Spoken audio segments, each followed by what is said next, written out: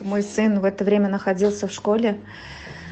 Он ученик 9 класса, когда все это произошло, когда директор сообщил по всей школе через радио, через рупор всем закрыться. Вот он был как раз, у них был урок истории. Они просто легли, они просто как бы лежали под партами, и так продолжалось 15-20 минут. Была стрельба, как сын рассказывает, взрыв.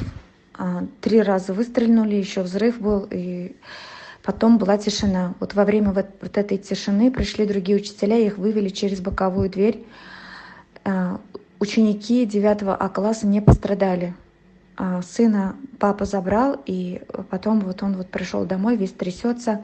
Конечно, испытали очень сильнейший шок. Я сама тоже также испытала сильнейший шок, а вторая дочь у меня учится во вторую смену, она не успела пойти в школу. Мне очень жаль, что такое случилось.